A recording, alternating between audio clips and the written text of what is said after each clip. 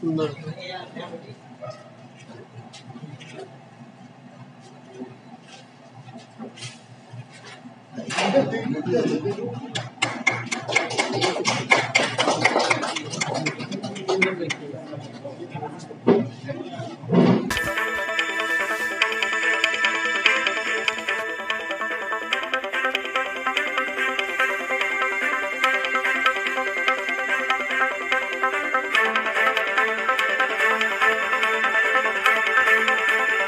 को दे दिया जाएगा चीजों को। तो अब हम चूंकि अभी डेस्कटॉप कार्यक्रम है, तो हम चाहेंगे कि जोन में जो इम्पोर्टेंस ऑफ इसका दिवस क्योंकि हारेगा जीवित जीतेगा, इस विषय पर ऊपर थोड़ा प्रकाश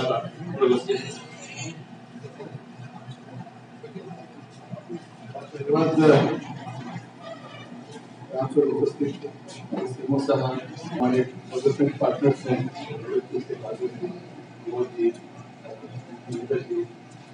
जो भाई जी ने कहा था कि होंगे और बाकी जितने भी आए हुए मीडिया के बंधु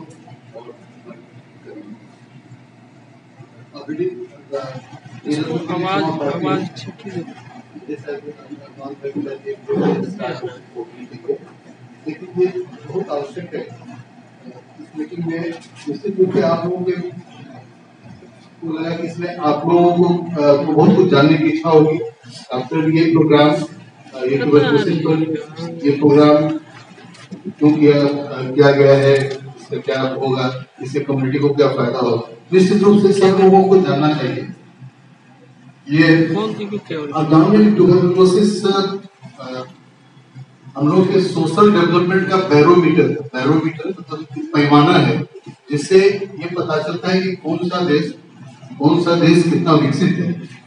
किसी भी विदेश में अगर इंडिया को कुछ हेय नजर से देखा जाता था या अभी भी देखा जाता है, इसलिए मैं कह रहा हूँ कि विश्व में सबसे ज्यादा केस इंडिया में, समूचे विश्व का 25% से 26% केस इंडिया में है। भले ही हम लोग बहुत बड़े लोकतंत्र हों, में बहुत आगे हों, बट ये पैमाना अभी हम लोग को लज्जित करता है पूरे विश्व के मानचित्र पर। आप और भी जानते हैं कि infant mortality rate, maternal mortality भी दूसरे पैमाने हैं, लेकिन ट्यूबरकुलोसिस कहने मात्र से ही ये पता चलता है कि ट्यूबरकुलोसिस लो सोशियो इकोनॉमिक स्टेटस और मैल न्यूट्रिशन का इंडिकेटर। ये मैं देख रहा था कि एक लीफलेट दिया गया है कि यह सिर्फ गरीबों को ही होती है, ये गलतफहमी है। ये आंशिक रूप से स्वीकारात्मक है, गरीबों को ही ज्यादा होती है, ये बात बिल्कुल है। अमीरों को भी हो सकती है, उसमें इम्यूनिटी, और चूंकि आजकल अब लोग ज्यादा दिन तक जीने लग गए हैं, इसलिए ट्यूबरकुलोसिस के पेशेंट से उनको कंटैक्ट की संभावना ज्यादा रहती है। आप लोग सब विशेषज्ञ हैं, एसएमओ साहब तो काफी दिन तक ट्यूबरकुलोसिस, और हमारे सीडीओ साहब फिर दिल्ली भी जा रहे हैं। तो अब गरीबों को तो पता ही है, गरीबों को प्राइमरीली होता है इसलिए कि मेल न्यूट्रिशन है, तो बॉडी का इम्यूनिटी कम है, उसकी वजह से। दूसरी बात, वो इतना ज्यादा दिन जी रहे हैं तो संभावना इसकी बहुत ज्यादा है कि उनको कंटैक्ट होगा।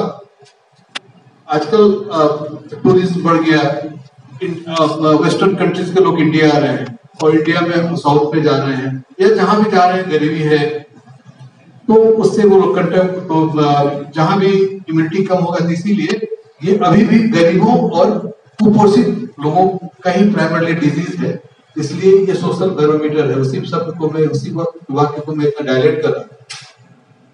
आज ये मार्च में ही काहे मनाया जाता है? 24 मार्च को वर्ल्ड टीबी डे, ये मार्च में ही काहे होता है? तो निश्चित रूप से 24 मार्च, ये इसी दिन रॉबर्ट कॉक्स साहब ने, जिन्होंने ट्यूबरकुलोसिस के बैसिलस माइकोबैक्टीरियम ट्यूबरकुलोसिस का, उसको आप कहिए कि डिस्कवर किया था, इन्वेंट नहीं, डिस्कवर किया था। ऑर्गेनिज्म तो पहले से होगा, तो डिस्कवरी का डेट से ही इस डेट को दिया गया है कि 24 मार्च 82 को। और दूसरी एक और बात है, ये एक वैज्ञानिक सत्य जो कि प्रूव्ड है कि ये ट्यूबरकुलोसिस बीमारी इसी महीने में मीन्स वसंत ऋतु और गर्मी के आगमन यही महीनों में इसका ज्यादा प्रकोप होता है ना। कोई बैक्टीरिया किस टेम्परेचर पर थ्राइव करेगा उसका एक ऑप्टिमल टेम्परेचर होता है, ऑप्टिमल। तो ये भी है कि ये वसंत ऋतु तो, लेकिन मुख्य रूप से 24 मार्च को रॉबर्ट कॉक ने इसको लाया था प्रकाश में विश्व के सामने, इसीलिए मनाया जाता है। ये हम लोग को जानना चाहिए, हम लोग को ये भी जानना चाहिए कि हम लोग विश्व में जैसा बताया कि 26% समूचे विश्व का हम लोग के यहाँ है। चाइना, आपको आश्चर्य होगा इंडिया के बाद अगर पोजीशन है तो इंडोनेशिया का, इतना छोटा है, लेकिन इंडोनेशिया में इसका सेकंड पोजीशन है। और चाइना है, लेकिन चाइना हम लोग से बहुत बड़ा है, उसने अपने को बहुत कंट्रोल किया है। हम लोग भी पहले नेशनल ट्यूबरकुलोसिस प्रोग्राम चला, उसके बाद सरकार को लगा नहीं स्कोर बेहतर किया जाना चाहिए तो RNTC भी आया 1997 से। उसके बाद अब 2020 से इसको नेशनल ट्यूबरकुलोसिस एलिमिनेशन प्रोग्राम में बदल दिया गया, इसलिए कि थ्रस्ट इंपॉर्टेंस अलग अलग पैमानों पे दिया गया। फर्स्ट 90 में था BCG वैक्सीनेशन हमारा प्रायोरिटी था, उस समय था कि उसी वही मालूम था, BCG वैक्सीनेशन पर जोर था। जब RNTCP आया तो RNTCP के समय में डॉट्स में घर घर जाके ट्यूबरकुलोसिस डॉट्स प्रोवाइडर के माध्यम से डेली ट्रीटमेंट एश्योर करना है, इसको सुदृढ़ किया गया। निक्षय, इसके बारे में हम लोग यहाँ जमा हुए हैं, एक निक्षय मीन्स ट्यूबरकुलोसिस का सर्विलेंस सिस्टम है, web based, case based, web based, जिसमें कि रजिस्ट्रेशन होता है और उसके माध्यम से ये बताया जाएगा। हमारे प्रोग्राम अफसर हैं, SMO साहब हैं और सब लोग हैं, बताएंगे कि किस तरह से सरकार जानती है और वहां वैज्ञानिक लोग बताते हैं कि चूंकि ये मेलन्यूट्रिशन से है, सिर्फ दवा खिला के कि न्यू केसेस है, केस पर भी आएंगे लोग जब वैज्ञानिक परिचर्चा होगी, अगर समय अलाउ करेगा तो न्यू केस होता है और प्रीवियसली ट्रीटेड केस। तो न्यू केस का 6 महीने का ट्रीटमेंट, सिर्फ 6 महीने का ट्रीटमेंट दे देने से ही आप एश्योर नहीं कर सकते हैं कि ठीक हो जाएगा, इसलिए कि ये पोर्शन भी इसमें इंपॉर्टेंट है। इसलिए सरकार को लगा कि इस दवा के साथ हमको कुछ सपोर्ट असिस्टेंस देना चाहिए न्यूट्रिशन के लिए, तो सरकार ने 500 रुपया प्रति महीने का असिस्टेंस हर रजिस्टर्ड रोगी का रजिस्ट्रेशन आवश्यक। तो रजिस्टर्ड रोगी जो भी होगा, ये विभाग पूरा लगा हुआ है कि सबका रोगी का रजिस्ट्रेशन होगा, उसका अकाउंट लिया जाएगा, उसका आधार कार्ड लिया जाएगा, उसको वेब से उसको टैग किया जाएगा और हर महीने में फिक्स है कि उसको 500 रुपया उसके अकाउंट में पहुंच जाएगा। और वो इसलिए कि आप दवा हम दे ही रहे हैं, बेस्ट क्वालिटी की दवा में कोई कॉम्प्रोमाइज नहीं, और उसके साथ साथ पोषण की व्यवस्था सरकार ने की है। और ये आपको जानते होगा कि एकदम हमारा मधुबनी जिला काफी बढ़िया कर रहा है। हमको गर्व है हमारे प्रोग्राम अफसर SMO साहब पर, हमारे कर्मी पर, कि बहुत अच्छा से ट्यूबरकुलोसिस में हम लोग जिससे वैक्सीनेशन में आप लोगों को लगता होगा कि शायद हम लोग अच्छा मेहनत कर रहे हैं, उससे कंसिस्टेंटली अच्छा मेहनत ट्यूबरकुलोसिस में हुआ। आपको ये भी जानने की इच्छा होगी कि हमारे मधुबनी जिला का अगर मान लीजिए कि 50 लाख की आबादी है, तो हमारे जिले में कितने ट्यूबरकुलोसिस के लोग, ये हमारे जिले में हर साल ट्यूबरकुलोसिस से कितने लोग मर रहे हैं, हमारे जिले में हर साल ट्यूबरकुलोसिस से कितने नए मरीज आते, हमारे जिले में हर साल ट्यूबरकुलोसिस से कितने MDR एक भयानक रूप है ट्यूबरकुलोसिस का, जो कि दवा से नहीं ठीक होता। तो दवा से, खासकर रिफैम्पिसिन आइसोजेनाइड से ठीक नहीं होगा, जो मेन ड्रग है उसका फ्रंट लाइन ड्रग है, तो वो MDR होगा। और उससे भी विकराल फॉर्म है XDR का, जिसके बारे में स्पेशलिस्ट में लोग बताएंगे कि, और दूसरा ग्रुप भी levofloxacin, one of the injectable जो इम्यूनोग्लाइकोसाइड होगा तो XDR होगा। तो वो सभी कितना होगा, तो आपको जान लेना चाहिए कि हम लोग के जिले में एक होता है प्रीवेलेंस, एक होता है इंसिडेंस। तो आप उसकी बारीकियों को छोड़ दीजिए, आप मान लीजिए कि मोटा मोटी 50 लाख की आबादी अगर लें, तो हम लोग के जिले में कम से कम 10,000 ट्यूबरकुलोसिस के केस होंगे क्या पर ईयर, ये 10,000 केस होंगे। 10,000 केस मीन्स 10,000 केस होंगे। और आप ये भी जान लीजिए कि प्रतिवर्ष एक ट्यूबरकुलोसिस का पेशेंट अगर उसका ट्रीटमेंट नहीं मिला, वो डायग्नोज नहीं हुआ, तो एक साल में 10 से 15 को फैलाएगा। वो फैलाएगा मीन्स अगर आप छोड़ दीजिए किसी ट्यूबरकुलोसिस के पेशेंट को, अगर छोड़ दीजिए, उसका ट्रीटमेंट नहीं कीजिए, तो ये एक अनुमान है कि तो साइंटिफिकली प्रूव्ड है कि एक साथ में वो 10 से 15 आदमी को फैलाएगा, और उसके बावजूद दवा भी नहीं लिया तो ये संभावना है कि 145 मर जाए। और अगर वो खुदा न खास्ते अगर उसको HIV भी है तो 100 में 100 मरे। तो ये सब डाटा है जो कि आपको डरावना लगेगा, और डरावना लगेगा तो इसलिए हम लोग को सब कुछ जानना चाहिए। और मीडिया एक सशक्त माध्यम है जो कि हमारे आप लोगों ने कोविड में इतना कार्य किया है, और मीडिया इसलिए है कि आप लोग हम लोग इतने बड़ी जनसंख्या में सब लोग को 1 to 1 कंटेक्ट करना संभव शायद नहीं हो पाता है। तो आप लोग के माध्यम से ये सब बातें जानी चाहिए, और सही बात फैक्ट तभी जाएगा जब आप लोग को इस तरह से हम लोग अरेंज करने का साल में एक मौका देते आप लोग को बताते हैं।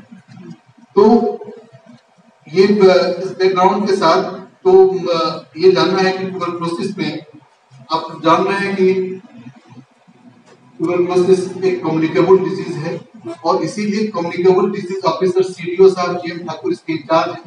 पूरा ट्यूबरकुलोसिस देखते हैं ये, और इनके अंडर में मतलब ट्यूबरकुलोसिस का कंट्रोल नेशन में 4 टियर का स्ट्रक्चर, नेशन में सेंट्रल TB डिवीजन है, और उसके बाद स्टेट आता है। तो पूरे इंडिया में 36 STO हैं, 36 STO स्टेट ट्यूबरकुलोसिस ऑफिसर।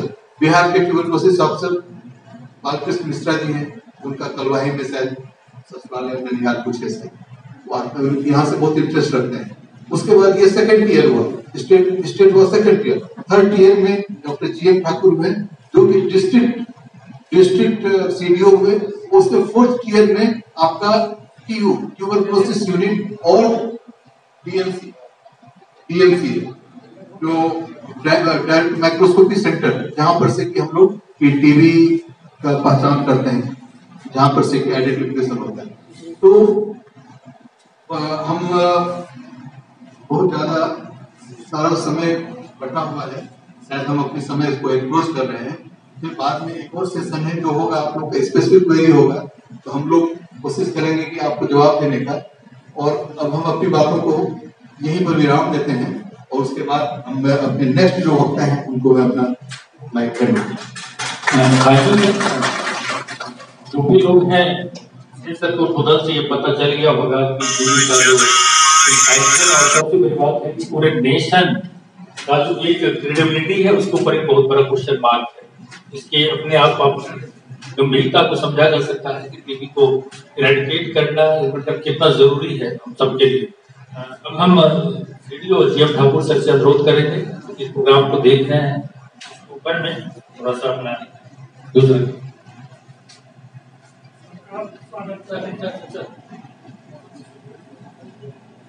स्वागत करते हैं।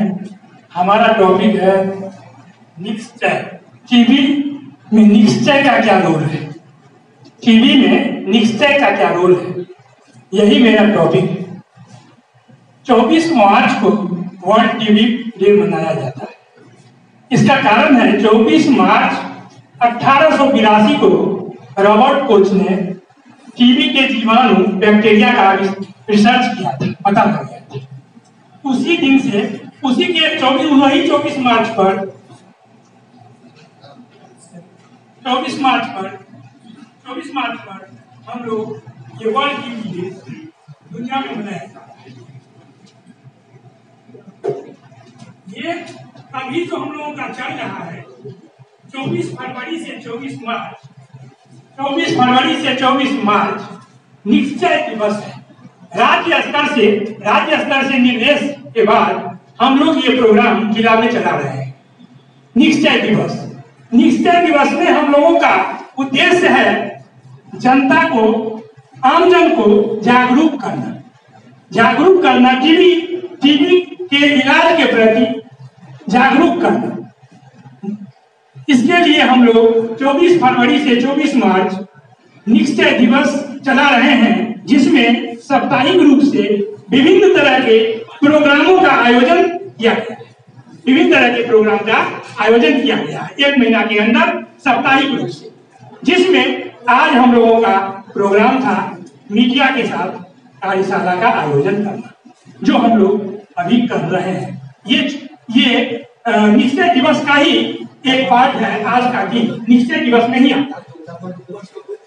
अब प्रश्न उठता है निश्चय का क्या है? निश्चय दो शब्द से, दो निश्चय का दो पार्ट, एक है एनाई और दूसरा है क्षय। एनाई का अर्थ होता है इन और इरेडिकेशन। एनाई का अर्थ होता है इन और इरेडिकेशन। क्षय का अर्थ होता है कि निश्चय जो लागू किया गया है भारत सरकार के द्वारा, इसका अर्थ हुआ कि टीबी का अंत या टीबी का अंत। इस निश्चय को लागू करने का अर्थ है कि अब टीबी का अंत कर दिया जाएगा या इसका उन्मूलन कर दिया जाएगा। निश्चय शब्द का यही अर्थ है, एनआई प्लस क्षय। अब ये निश्चय प्रोग्राम जो है भारत सरकार के द्वारा WHO के सहयोग से भारत देश में लागू हुआ है।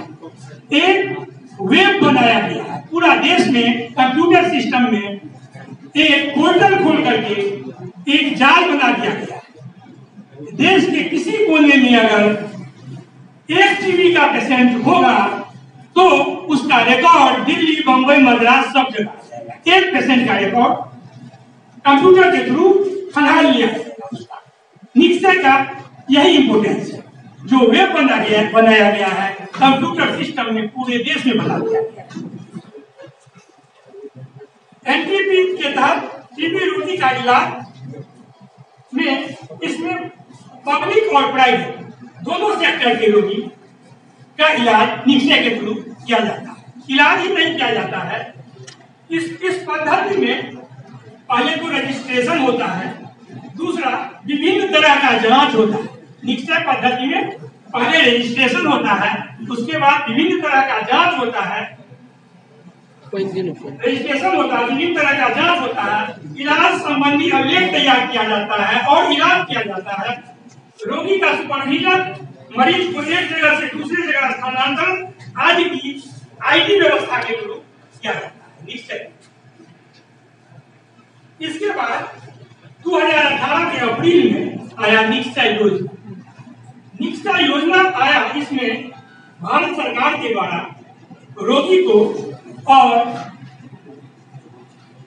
जो चिकित्सक इलाज करते हैं उनको या आशा कार्यकर्ता हो उनको कुछ आर्थिक मदद, रोगी को 500 रुपया पर मंथ 6 महीना तक, 6 महीना का ट्रीटमेंट का कोर्स है, 6 महीना तक 500 रुपया पर मंथ दिया जाता है। खाद्य पदार्थ के तौर पर एक्स्ट्रा खाद्य पदार्थ लेने के लिए 500 रुपया पर मंथ प्रति रोगी 6 महीना तक दिया जाता है, क्योंकि बीमारी का कोर्स 6 महीना। यह निश्चय पोषण योजना अप्रैल 2018 में भारत सरकार के द्वारा लागू किया गया है।